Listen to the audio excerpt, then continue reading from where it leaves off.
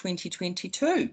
Just like to welcome our all councillors and hope that your families have been well, and if not, that they are safe and recovering from whatever's afflicted. And I just want to acknowledge member Glenn Wilcox, who's just recovering from COVID, but looking well. And also welcome our staff, local board members for their presentation, and also a member of the press. And also I just want to acknowledge Justin Carey, who's just joined the Mayor's office as our Regulatory Committee liaison. He was former communications for the West, but also has been with the, I think it is the Hibiscus and Bays. Is that right, Justin, local board advisor, Rodney? Rodney, Linda. Rodney. Councillor, so welcome. thank you. And I look forward to that liaison relationship. So I will do a roll call. Sophie, our wonderful democracy advisor, will do that. Kia ora koutou. Councillor Bartley. Present. Councillor Casey. Councillor Collins. Kia ora. Kia ora. Councillor Henderson. Kia ora. Kia ora. Councillor Newman. Morning, Sophie. Morning. IMSB Chair Taipari. Morena koutou. IMSB Member Wilcox. Kia koutou. Councillor Stewart. Good morning. Morning. Councillor Young. Kia ora, 大家好. And that's it. Thank you. Thank you. So, please receive the Mayor Phil Goff and Deputy Mayor Bill Cashmore. I'll move those apologies. Is there a seconder, please? Happy to second you. Oh, sorry, I saw Deputy with the hand up first. Thank you, Councillor Bartley. All those in favour? Aye. Contrary? Aye. Carried. I guess I can't hear anything. I'm guessing nobody's violently objecting to those. Are there any declarations of interest in the agenda?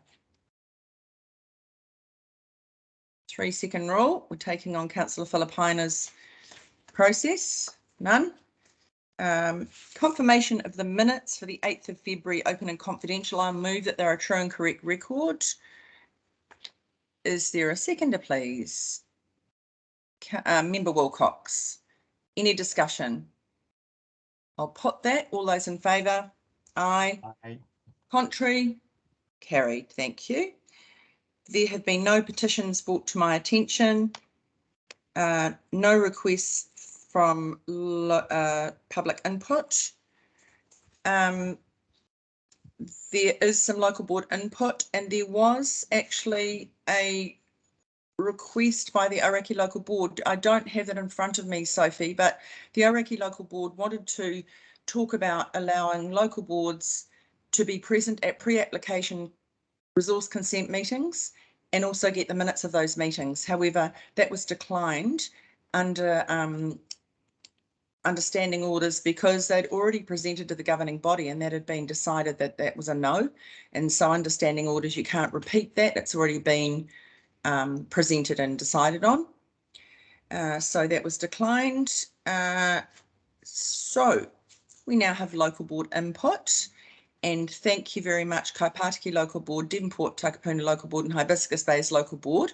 They're all presenting either the same or very similar notice of motion about compliance and bylaw enforcement. So thank you for joining your presentation together. It'll be much more coherent, I think, and probably more easy listening and engaging when it's not repeated 3 times, but the 3 of you are working on it together. So I want to thank you for that.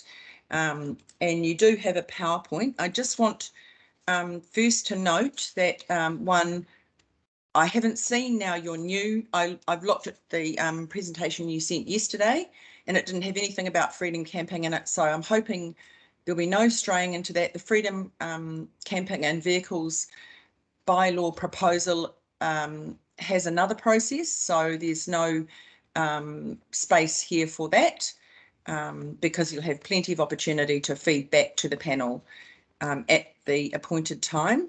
The other thing I did want to say too, because I notice we don't do it so much in GB, we don't use the sidebar for comment because that's like an interjection if you're at a live meeting. And so we don't do it. We only do it for I'm here, I'm going, question or comment, because remember that is open for public scrutiny. And it would be as if you were interjecting in a normal meeting where we weren't online. And so I don't tolerate that because everybody will get their fair chance to speak using the process here. So now welcome. And I think who have we got starting off? That would be me. Thank you, Chair Cooper. It's Ruth Jackson, Devonport-Takapuna Local Board. I'm joined by John Gillen, Chair of the Kaipatiki Local Board, who will be, so I'll start, then John will take over, then Alexis Poppelbaum of the Hibiscus Bays Local Board will round out. We've done this to avoid duplication and repetition. And to make best use of everybody's time. And we're suggesting that people please ask questions at the end. John Gillen is driving our presentation, so I'll be doing a little next slide, please. And thank you, John, for that. Thank you, Ruth. Yes, that's the usual process. Councillors, this is a presentation by the local board, so it is not for debate, it is for questions only, and we'll do that at the end as usual process. And I know you respect that. Thank you. Lovely. So, thank you, John. So as elected representatives, one of the most common complaints we receive from members of the public is frustration about council inability to effectively enforce our bylaws. Compliance and enforcement are a core function of council. We encourage our residents across Auckland to phone up the contact centre and to log issues online. They take the time to do this and then are told that there's either no one available to attend at all or there'll be lengthy delays. They're left frustrated and sometimes outright angry, and then the phone calls to us start. You know how that goes. You're all elected members. You've all had that. Community frustrations even higher when it relates to long-standing and recurring issues such as dog control, illegal camping on reserves, not freedom camping, illegal camping, noise, fly tipping, rubbish dumping, and a whole raft of parking violations and people driving on beaches and parks and so forth.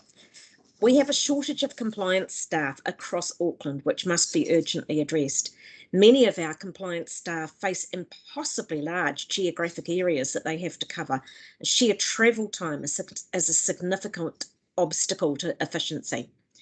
This shortage of enforcement staff is compounded by issues including bylaws which lack enforcement teeth, legislation which doesn't always empower councils to take strong action, issues around who is warranted and authorised to do what, and delineation of roles and responsibilities between council departments and CCOs.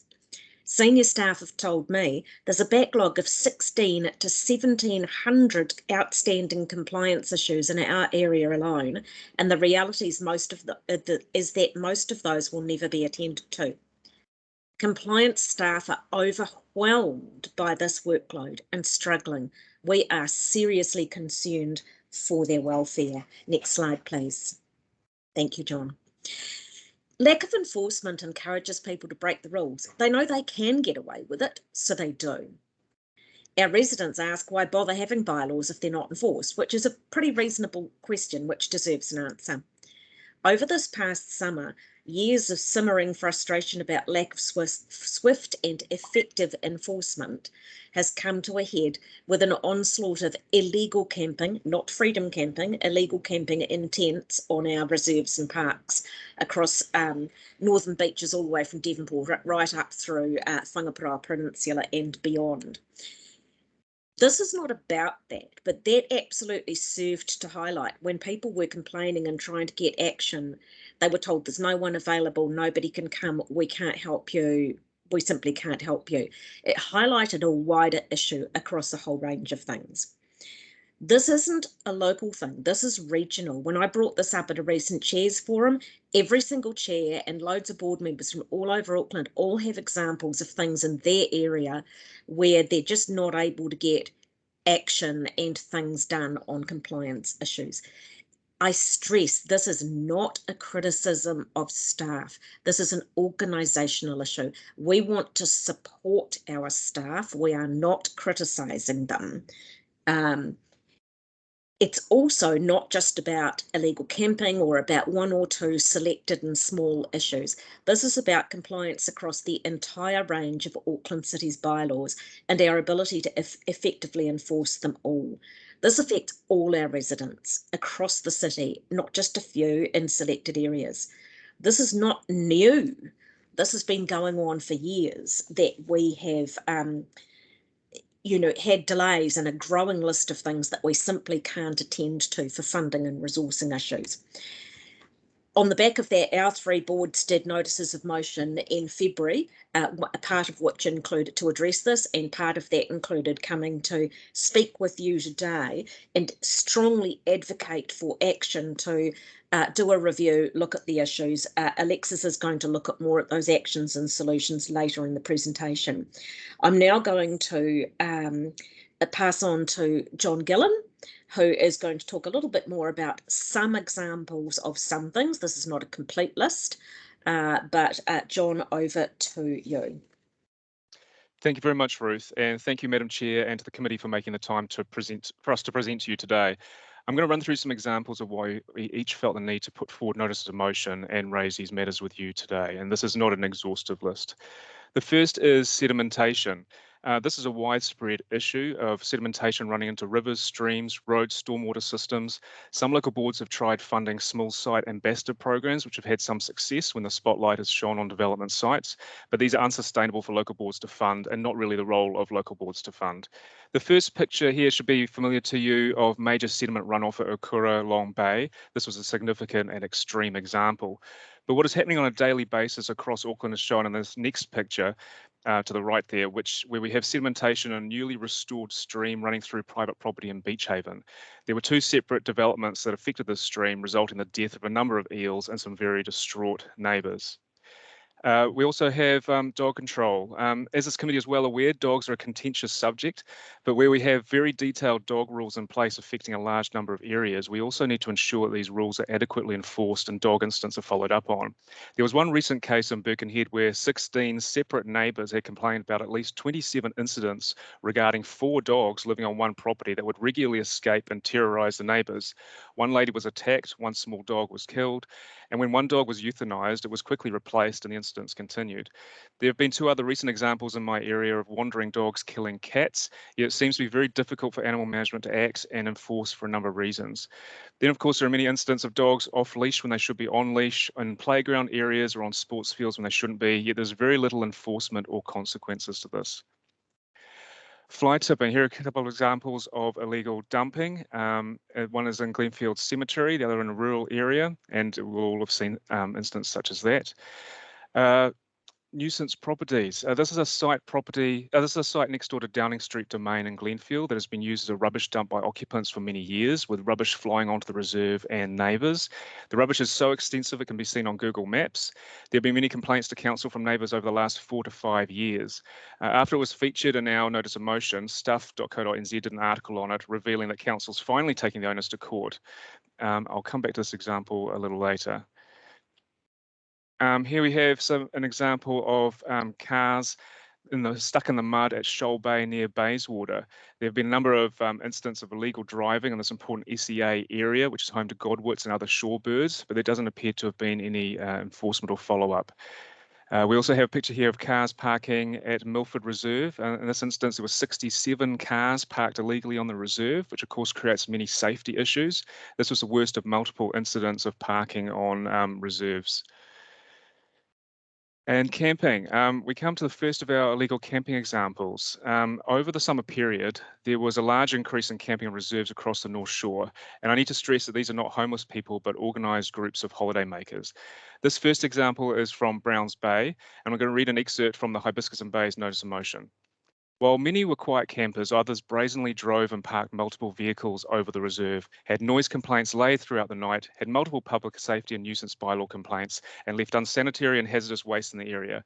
In the Browns Bay example, holidaymakers broke into and used Auckland Council's power supply and cut a bollard down to drive over our near-new $1 million timber boardwalk.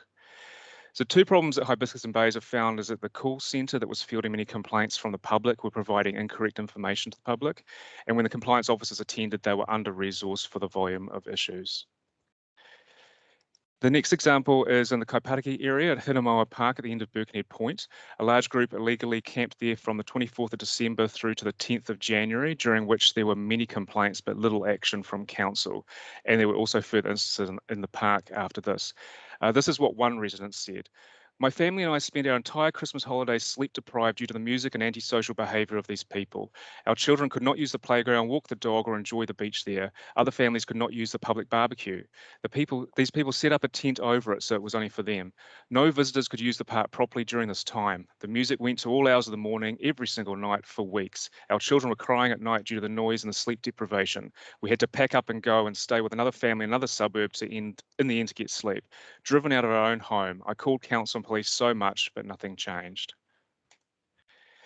And here are some examples of illegal camping from the Devonport-Takapuna local board area in Cheltenham, Castor Bay and Narrow Neck. There are about 70 people at the Narrow Neck incident and a knife throwing incident at Castor Bay. For some reason, no trespass orders were issued. So you can see this was a widespread issue this summer in the North Shore area. And the last example I've got is from 2 separate campsites at Chelsea Estate Heritage Park in Birkenhead. And unlike the other examples, the people do appear to be homeless. But the reason that I've included these photos is to show the environmental impact of camping in reserves. It's often taking an inordinate amount of time for campers to be removed from parks and helped and passed on to social services. In the meantime, the rubbish and waste accumulates in the park. So we have a number of challenges that are outlined here, shortage of warranted staff, delineations of communication gaps between enforcers, a wide range of bylaws and the acts which empower them, and these bylaws can lack teeth. Enforcement powers can depend if the land is held under the Reserves Act or the Local Government Act. Of course, from park to park, different parcels will be under each act. Not all local boards have a list of which parks are held under which act, so it's unclear what provisions can be enforced and how. And also it appears that bylaws under the Local Government Act can't actually impose infringements. Here we have an excerpt from the Reserves Act 1977 legislation, which states that no person shall use a reserve or any building, vehicle, boat, caravan, tent or structure situated thereon for purposes of permanent or temporary personal accommodation. So it is highly illegal for camping to take place in reserves, and yet it seems that operationally council staff are not investigating these incidents for at least 2 days and then taking up to 3 to investigate, meaning that people can camp for 5 days or more. Similarly, in the Public Safety and Nuisance Bylaw 2013, a person must not erect, construct, place or leave any part or projection of a building, structure or tent in public place. And coming back to the incident I mentioned before about the rubbish that accumulated on the property, any territorial authority may serve or cause a litter control officer appointed to serve on its behalf on the occupier of any private land or any land vested in or controlled by the Crown or any local authority, a notice in writing requiring the occupier of the satisfaction of officer to clear away, remove from the land, clean up, screen, cover, otherwise obscure from view such litter within 14 days. And yet in that case, it's actually taken 4 to 5 years for something to happen. And now I'd like to pass on to Alexis Poppelbaum for solutions and actions. Thank you. Kia ora, thank you for the opportunity to the committee. I just want to acknowledge my local board members on board, Gary Brown, Victoria Short, Janet Fitzgerald and Julia Parfitt. I want to summarise by just saying that one of the biggest complaints that we get as elected members is the frustration and the disappointment as what they see to be Auckland Council's core function in enforcing their own bylaws and their responsibilities with legislative enforcement. People see, as I said, people see this as a core function, and the feeling out there at the moment is very dejected and frustrated. What's the point in having bylaws if they're not enforced? That's what we're hearing again and again and again. And I wanted to say that the camping example that we did bring up and we used as an example is merely just that, it's an example. And on that, I wanted to note particularly that we live in a very beautiful area, as we all do, and we have very beautiful family-friendly beaches that of course everybody wants to visit, and we welcome all in our region and wider to visit our areas. It's incredibly important to us to share those special places that we have. And it's also really important for our local towns and our local businesses, our small businesses, to be thriving over that period, to have visitors coming. It's incredibly important. But this is just an example of a wider problem. It's just one example of what we're seeing as a bit of a broken enforcement system. And we know that this is a regional issue, as we've already talked about and Ruth has mentioned. We know that local boards from Rodney to Franklin and everywhere in between are facing their own frustrations, whether it's dog control issues, fly tipping, sedimentation controls on building sites. But there is immense complexity in the enforcement system. There's your complexity between teams of whether you're dealing with bylaws, the legislative compliance enforcement arm, the different teams that are involved, and then the resident confusion and misunderstanding of why can't you just deal with this at the time while you're here. Also the confusion between Auckland Council and other CCOs. As an example, there's a bit of a battle at the moment, I understand, between Council and Auckland Transport of whose responsibility it is to enforce cars parking on beaches. They're having a bit of a battle about that at the moment. And meanwhile, as elected members and residents are saying, we don't care, somebody just enforce it.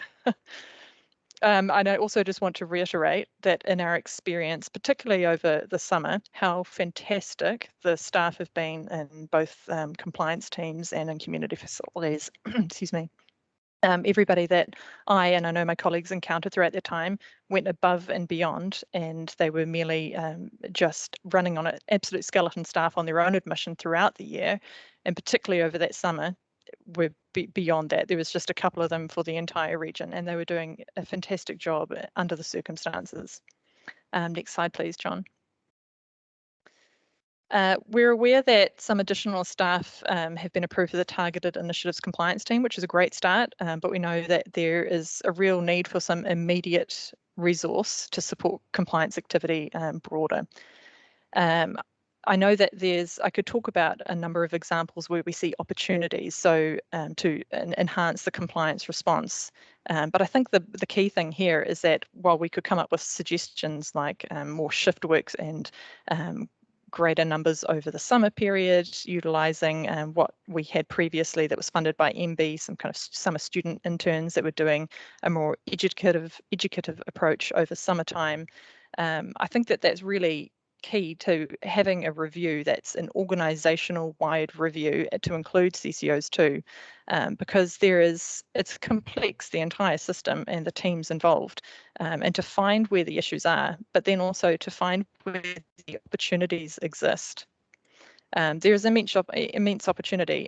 So to undertake a review, identifying the issues fully, provide recommendations, it's necessary to gain a more cohesive and efficient capability across Auckland Council and CCOs, and also for improving resident satisfaction, the wellbeing of our staff, and in obtaining greater environmental outcomes as well. And we see this as really important to be taken organisational wide and not down to that management team level. There's a lack of enforcement and penalty power under the Local Government Act. Most bylaws have no infringement powers unless specifically allowed under the various acts, like the Litter Act and the Freedom Act are specific examples. However, they do have enforcement powers which are limited, and we would like the governing body to request the Minister to recommend bylaw infringement fee regulations for selected Auckland Council bylaws. And one thing I need to finish off, sorry, is the need for local boards and for staff within Auckland Council to be able to identify which of our reserves are held under Reserves Act and which are held under Local Government Act to help us further be able to understand which bylaws or legislative enforcement are going to be taking place. And there's a lot of confusion around this, not at just the local board level, but at council staff level as well.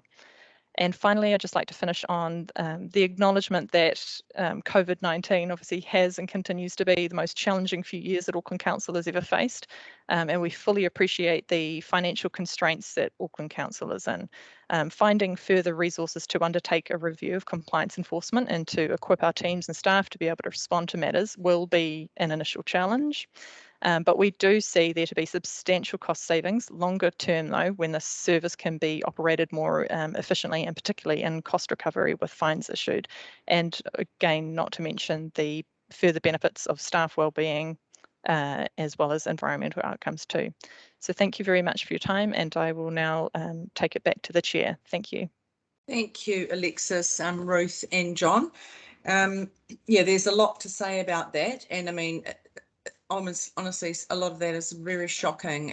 But I do really acknowledge that you've acknowledged the issues. And if you think back to the emergency budget, there was a 5% cut on staff right across the organisation, which I've told the Mayor what I thought of that in terms of the regulatory function. However, that has been one of the difficulties, but also just one of the things that's really interesting is, as you noted, Alexis, during COVID, we have had a lot of staff down.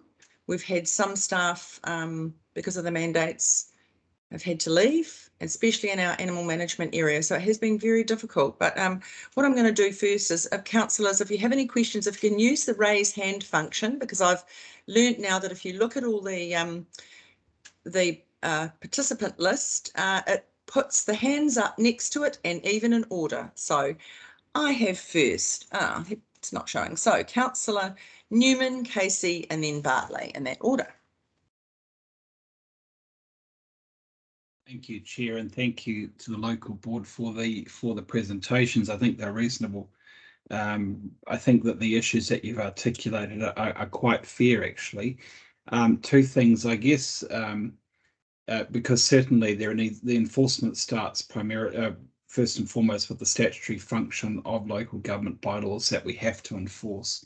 I'm just wondering if there would be any acknowledgement of the fact that the council does tend to try and apply a graduated approach to activities that may be at variance with certain bylaws.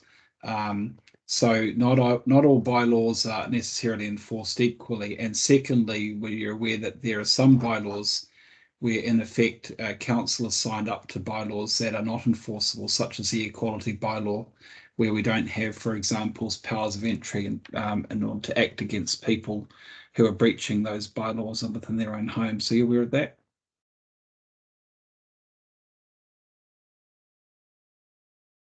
Who are you asking? Who would like to answer? Maybe there's a nominated person, or just speak up, John, Ruth, or Alexis, if you'd like to answer. I certainly wasn't aware of that, Daniel. Thank you, Madam Chair.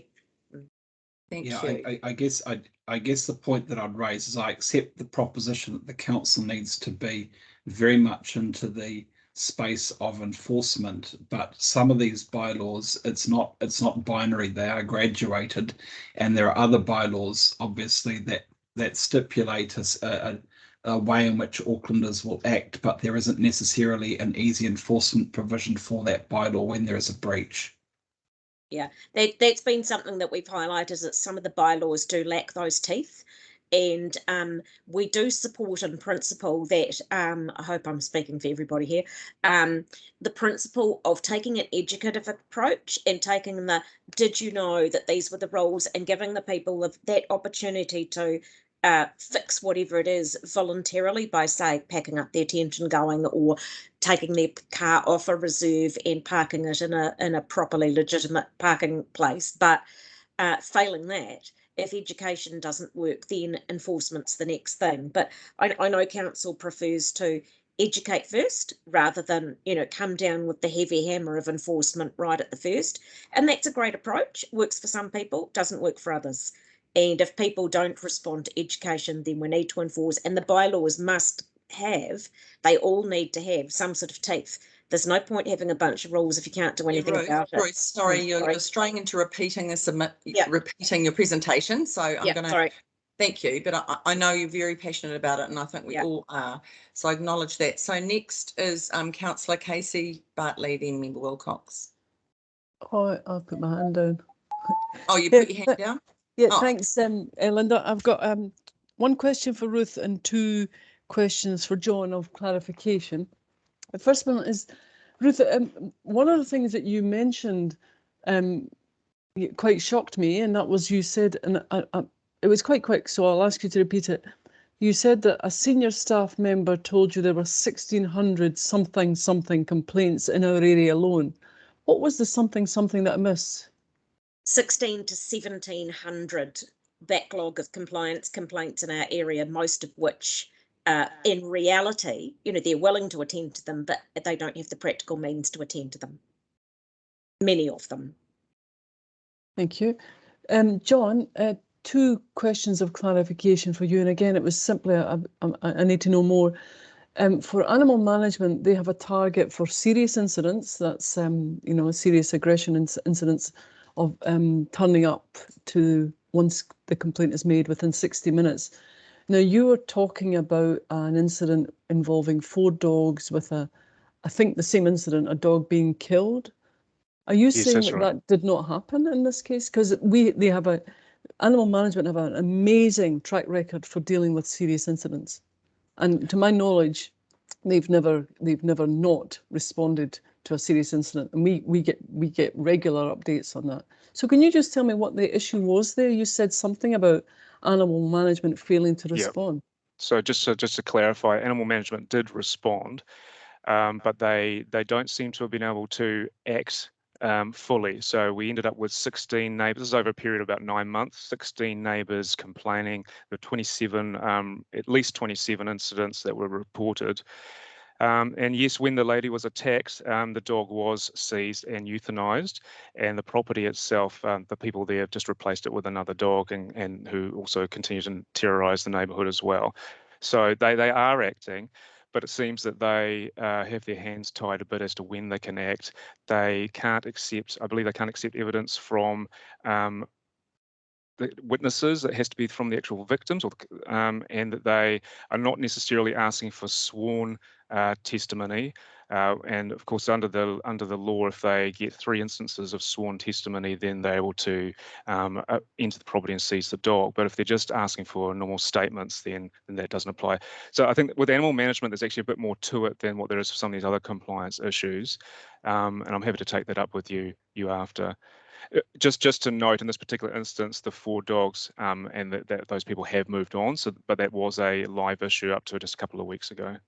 Thanks, John. Just a caution then when you're describing that incident, because that was what I read from it, that animal management didn't respond, and I'd be horrified to hear that. And my second question relates to something later in your presentation, where you conflated homelessness and the removal of homeless people into social services with illegal camping, and it was just to make sure that you know that there is no bylaw that impinges upon homeless people in this region. So it was a conflation I don't think you should make. I know that the pictures, you were using the pictures for dramatic effect, I think. Is that right? No, I think I was Casey, what John was saying was highlighting the environmental impacts, Yes. I think. And he did acknowledge that it was it was homeless. It wasn't illegal camping as such. But it was the impact, I think. But I think you've got a point there, Kathy, but I think that's what we you were spend a lot of highlighting, time John. keeping the 2 things separate, John, and it's really important that they are kept separate. That was all. These were just initial questions of clarification. Thank you so much. Thank you, Councillor Casey. So next I have Councillor Bartley, Deputy Chair. Thank you very much, Madam Chair. Thank you to the local boards for bringing this to Regulatory Committee, because you're right, other local boards will be experiencing the same thing. But because they've got other stuff going on, they haven't put in the amount of work that you guys have done to really look at the issues. I'm just wanting to know, was there a time when the enforcement approach taken by council was satisfactory, was good? And if there was a time, what has been the difference? Like, is this about the graduated approach and calling for a review of that, or is this just, you know, intensification, more people living together, more complaints? But then you're saying that it's been over a period of 4 to 5 years. So before that, was it better? And what were we doing that it was better, if it was better? Oh, thank you, Councillor. I'll start with that one. I guess it came to a head this summer with the amount of the illegal camping that happened, and that's why the local boards have put forward the notice of motion. But this is something that has been ongoing for some time, and I know many local boards members do discuss how compliance is not being enforced adequately, and that has been happening for many years. So yes, that example of the property with all the rubbish outside, that has been there for about 4 or 5 years, and I haven't got to the bottom of exactly why that hasn't been acted on until just recently. But but there have been issues with compliance going back in many years. The graduated approach, you mean by that it was almost like a triage system where only the most, the ones involving safety are dealt with? Is that what you're referring to? Yeah, like I'm looking at like the system of it. I'm not looking at the individual ones. Like, the problem with the staff only acting on the most serious matters is that there are a lot, and I mean a lot of incidents that do not get followed up on or enforced, as Member Ruth Jackson mentioned before. So while I understand that, yes, we do have to triage and act on the most serious matters first, the others do also need to be followed up on. And there's an expectation from the community May I please just add to that too as well, John? I think part of your question was kind of asking about what positive elements we might have seen. With the few staff that were available, when I'm looking at this particular example that we had over summer, there just wasn't the ability to respond in an appropriate amount of time. But when we did work with some of the staff, again, they were absolutely fantastic, and they were coming back to us asking what we were seeing the next day. We helped each other out a little bit. I went round in the evenings to see where there were issues so that they didn't have to go to particular beaches in the morning, to save them a little bit of time. So we worked really effectively together, and we worked together to ensure that there was greater resourcing over the 2 long weekends, because we figured that would be coming. And also I just want to make a special note, I suppose, to the targeted initiatives team, who are doing some really exciting stuff and have been for a number of years, from what I understand, particularly around sedimentation and working with building code staff who are on site too, and trying to work cohesively with them. They've trialled a bunch of different things as well, and I know that they're doing some exciting work. There's a long way to go, and there is immense opportunity to be untapped there though. Thanks. May I just add one very quick comment? Yes, the staff are fantastic. Everyone that we've dealt with has been fantastic. We want to support them because they're great, and we want to keep them. We don't want to lose more wonderful people. We want more like them. Also, a lot of these issues go back, but I'm on the first term in the board. These issues predate my term on the board. They certainly predate COVID. I think Councillor Bartley was something you added as this sort of something that's come about since COVID. As to changes in the approach and the graduated approach, I'm not really sure compliance would be better for that, but this goes back many, many, many years, and the chairs at the last Chairs Forum all affirmed that they all had problems going back significant numbers of years. Thank you. Back to the Chair. Thank you, Councillor Bartley. Now we have Member Wilcox and then Councillor Stewart. Thank you, Chair. Just listening to your presentation, there seemed to be that the onus was on Auckland Council's compliance. So I kind of did a rough countdown of who does all this compliance. You know, we've got community facilities compliance, we've got our compliance teams, there's Auckland Transport, there's the New Zealand Police, and that's not including all these other people that do compliance like MPI, Customs, ARPS, Auckland Regional Public Health Services, DOC. I mean, it seems to me that we're actually overloaded with people to do compliance. So I'm just wondering, is it the way we're doing it that's wrong, or is there something else that we're missing here? Thank you. So, you go, Ruth. Okay, so MPI, DOC, etc. A good question. I don't know what the interrelationship between the two is, or whether we cross-pollinate or cross-communicate with different enforcement things. That's slightly outside my area of expertise. Interesting point about the police. Certainly, I don't know what happens when people ring our contact centre and it's actually an MPI or a DOC thing. I assume they get passed on. The police have attended a number of the incidents across our northern beaches and parks over this past summer. are not, in many cases, can't act unless they've got a warranted officer of council on hand to authorise them to act. So there are some things under some legislation that they can act on, but they can't act on our bylaws. And we didn't have any compliance staff at all at one point. We had one in our area at one point, we had one community facilities officer, and compliant, there are some compliance elements to her job, but her job is actually, you know, doing all the, you know, the parks and the community facilities things, not compliance.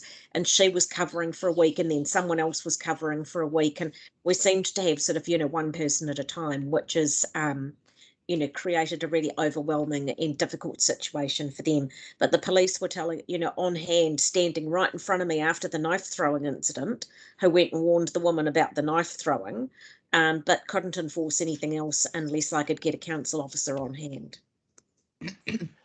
Thanks. Just to add that, Member Wilcox, Ruth is correct that the police are not responsible for council bylaws. Council is responsible for that, including any dock land that council is managing as well. Thank you. What I just wanted to quickly say to that, it's a clear example. Yes, we are responsible. However, quite often it's not often safe to send in our staff, and we rely on the police. And if they're not available, which we've had recently with the Domain, and when we wanted to go in, it does make it difficult. So I'll pass on to Councillor Stewart, and if that's the last question, then I'm going to pass on to the Director of Regulatory Services and possibly James Hassel, Manager of Regulatory Compliance. Councillor Stewart. Hey, I just wanted to say thank you. It's really been very frustrating for a lot of us. In fact, I've been feeling a lot of calls similar to this. And I'd just like to say that just before Christmas, Simeon Brown, some of the police and... Sorry, Councillor, have you got a question? Yeah, because well, otherwise this is a debate, and okay, I did notice that at the beginning. Well, let me ask the question. My question is, would the three of you like to be invited to a meeting that I've tried to organise? Well, I have organised prior to Christmas with Craig Hobbs, Simeon Brown, local MP, and some of the high level police around the table, because I do think that we do need to try and find out how we can resolve all of this. Bylaws, as you're all aware, I'm sure you are, I'm asking that as a question, you're all aware that bylaws are supposed to give the teeth to the councillor, the regulatory and the police to do something, but unfortunately everybody's passing the buck. The police are saying it's the council saying it's the police, and we do have to resolve this. So would you like to be invited to this meeting? Absolutely, yes. Thank you very much, Councillor Fletcher. It's Councillor Stewart. So thank you. Sorry, Councillor Stewart. Sorry. Yeah, sorry. I thank you. So I mean, I do think it would be a shame if we were scattered in our efforts. It would be really good, and I think I'm going to pass over to Director of Regulatory Services. But before I do, you know, it'd be a shame to scatter everything. One of the things that we did have, just for your information. Oh, sorry, I think you've got your mic on, Glenn. We had a governing body regulatory compliance workshop on the 23rd of February, where all councillors were updated on the state of the nation, so to speak, in regulatory compliance. And I did request that presentation go to the local board chairs forum, and that will be on the 14th of March. But I would ask the local board chairs if you would really, we thought this would be much more efficient than having yet another one for every local board. If you would be happy for any of your members that wanted to join, given it will be online, so that they can hear firsthand what's happening. I think that would be really useful for the 170 of us to understand it rather, and also with our regulatory staff spending more time running around doing presentations than, you know, being able to do the work. That would be really, really great of you if you would do that, because we know we can get lots and lots of people online now. The other one and from that workshop, we talked about a possible review of the graduated approach. The graduated approach to enforcement was adopted around 2016 by the governing body after a lot of consultation with local boards, etc. Just to sort of give a steer to staff to know how do we use our resources and we use them most effectively. The other one, you're absolutely right, legislation is a real obstacle in some ways, you know, because we're really bound. We are a creature of central government legislation, and sometimes the things we want to do, we can't. And that's the real frustration, I think, of all of us. I think all of us really do reflect that frustration because our staff's hands are tied, and quite often the burden of proof is huge.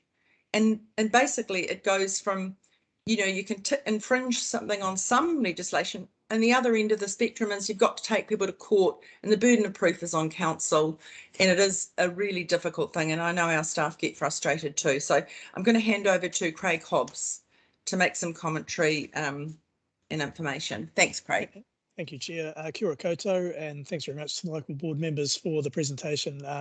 As Councillor Cooper's identified, this is exercising everyone, and certainly we're looking forward to getting guidance from the governing body on how we manage this. I would say that one of the challenges we do have is we are struggling for resourcing at the moment. We've had significant turnover out of our compliance teams and animal management. A lot of that driven by, I guess, the Great Resignation and COVID, people looking for a change, a lot of internal movement as well within council. So that's something we are looking to address at the moment. I think it was identified by board member Poppelbaum that we are bringing more people into targeted initiatives. There is also a business case coming forward to us soon, which will look for more compliance response people as well, just to try and get on top of this. In terms of staffing levels, though, I mean, we can't put someone everywhere. It is a challenge for us. Just to clarify the approach we have been taken, and Board Member Gillen, the graduated enforcement is actually a prioritised step up in terms of a conversation, a warning, and then more, you know, then taking further enforcement action if we have to. You've identified we don't have fining opportunities within the bylaws, so we move straight to prosecution. A prosecution costs many thousands of dollars to take, and the return is very limited, so that is a challenge for us. That's opposed to the prioritisation, which is around us prioritising what we call P1, P2, priority 1 and priority 2 call-outs, where there is significant impact on the environment, potential of issues with public safety and so on. We will prioritise those ahead of anything else, and we've been driven to do that a little bit by the resourcing levels. People are very tired. COVID's had an impact. We have struggled to put people on the ground over the summer period. So I guess the challenge for that, and I am going to invite James Hassel, the General Manager of Licensing and Regulatory Compliance, to come in a minute. He has the detail around this. But I guess the challenge to that approach is that quite often what we would deem P3 and P4 issues, dogs on beaches, maybe, you know, some freedom camping and so on, are relatively low harm, or they are low harm. So we've tended to take a back seat. Of course, they are very public, and the issues that your constituents tend to come to you with. So there is a little bit of a tension there between the way we operate and that issue.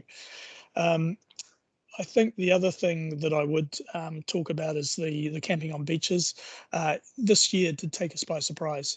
It has. We know that there's always been a challenge around that area. We've managed to keep on top of it through interns and so on. This year, the police said to me when I went for a walk down Browns Bay Beach, local board member Poppelbaum on New Year's Day to see what the issue was. Yeah, they made the comment that this year that everyone stayed in Auckland, and they've been sort of swamped by that impact as well. And we saw the impact of that on our beaches. So, you know, some challenges for us. Having said that, we did bring security in immediately. That became an issue, and we had issues raised, which I think did meet a need. So we can respond quickly if we have to through calling contractors in.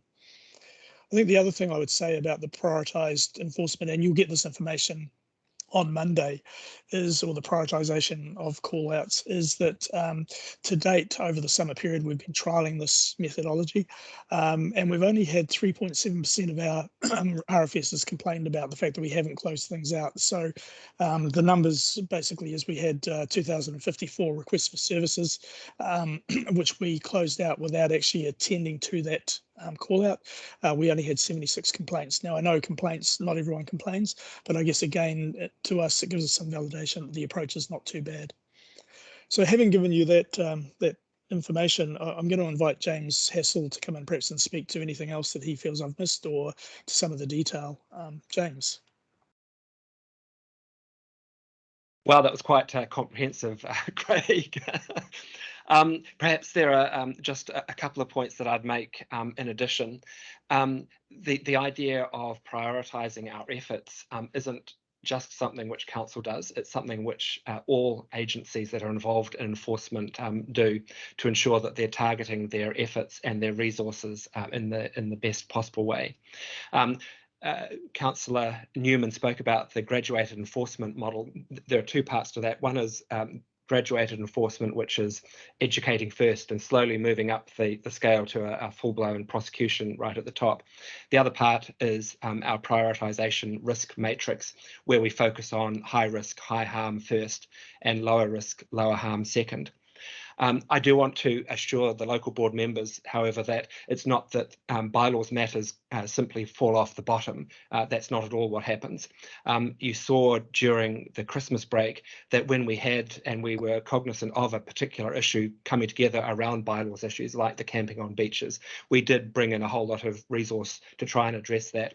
We also used our intelligence analyst to work out where the hotspots were and to throw our resources at the particular hotspots that were occurring. As Craig mentioned, it was a bit of a surprise to us, the volume of camping that had been taking place this year. I mean, it happens every year, but it was well over and above what we'd seen previously.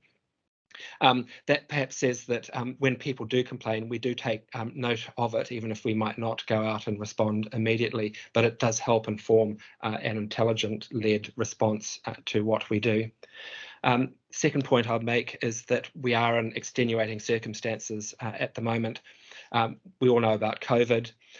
We've also had a huge increase in aggression and the animal management area, for example, in many places in Auckland, we need to send out 2 officers now to protect them, which means that I've halved my workforce basically in the animal management space. It's disturbing, and we continually have reports of violence against staff. Also last year we had a couple of big events and those can pull a whole lot of people out of the compliance area. So we had the floods in Huapai Kumu. So large numbers of my team were suddenly pulled out to help deal with that. Previously there were tornadoes in South Auckland, and just recently, for example, the protesters camping in the Domain. On Thursday last week, we pulled together 25 people from my team who all congregated on the Domain to try and help deal with that and take away a lot of the camping material that had been left behind. So things like that very quickly take numbers of staff out of circulation. We are also at about 24% turnover at this point in time, and recruitment is very, very challenging, especially in the animal management space. It's not just a matter of having a bum on a seat. We need to have the right people, and then they need to be given training, and some of the training can take up to 6 months to achieve, to ensure that people are efficient and competent in what they do. And then perhaps the third thing that I'd say, if any of you are speaking to local government politicians, the one thing that we really need to have changed is to have an infringement regime under the Local Government Act, so that we can infringe for our bylaws, because with many of the bylaws that we have, it's either educate or prosecute with nothing in between. And as we all know, a lot of people aren't susceptible to education. And the prosecution process is very long-winded, especially with the courts at the moment, and it can take upwards of a year to get a resolution through the courts. That's all I have to say. Thank you very much, Craig and James. And I do acknowledge, and the local board members will see in the workshop that James and Craig have covered a little bit of what's in it, but some of the intense workload that our limited number of staff are under. But now I've got one question from Councillor Newman of Craig, but I'm not going to allow any more, because this is actually a local board presentation, and the questions were for the local board. It's not an opportunity to start questioning again. Our councillors all had the opportunity at our 23rd of February workshop, and I just need to apologise to Member Wilcox and Member Taipare, because it ended up being a governing body workshop, you didn't get a copy of that presentation. So if somebody can undertake to send a copy to Member Wilcox, thank you, Craig, and and Chair Taipari, because they are members of the Regulatory Committee, though not members of the governing body. So, Councillor Newman, you will finish up the questions, and if you're happy to move the receipt of the local board chair's presentation, and I'll second. Happy to do so, Chair. Thank you. And look, I'll curtail this. Look, Craig and James, I want to know how much it's going to cost to get us to where we need to, because the only thing I'm going to say is that whilst we might regard a P3, P4 as low harm, it won't be. That will not necessarily be the assumption of the person who's making the complaint, which we can determine to be P3, P4. So I want to know, as a councillor, how much money is required, one, to get the staff that we require, and two, what is a remuneration package that's going to be able to hold and sustain the number of staff that you require in order to carry out an appropriate level of enforcement. I know that we're in a COVID world, but I'd sooner argue for the enforcement resources, most of which will end up actually in South Auckland first, because they'll all be animal management and noise issues. So I want to know that information. I look forward to receiving it. Thanks. Through the chair, thank you, Councillor Newman. And yes, we will bring that back together to the governing body through the report that we'll put together. Yeah, we're working on that business case at the moment, so I won't make any. I won't put any numbers on the table just now, but certainly appreciate the support. Thank you. And I think that is a matter, and I think there will be numbers on the table. That is a matter for the Finance and Performance Committee, of which we're members. So I think we'll have plenty of opportunity to advocate for that. So thank you very much, local board members and all local board members that have been listening. It's really been a great presentation. This is moved by Councillor Newman, seconded by myself. I will move that now. All those in favour? Aye. Aye. Contrary? Aye. Carried. Thank you very much. All right, and thanks to our staff. I'll move on.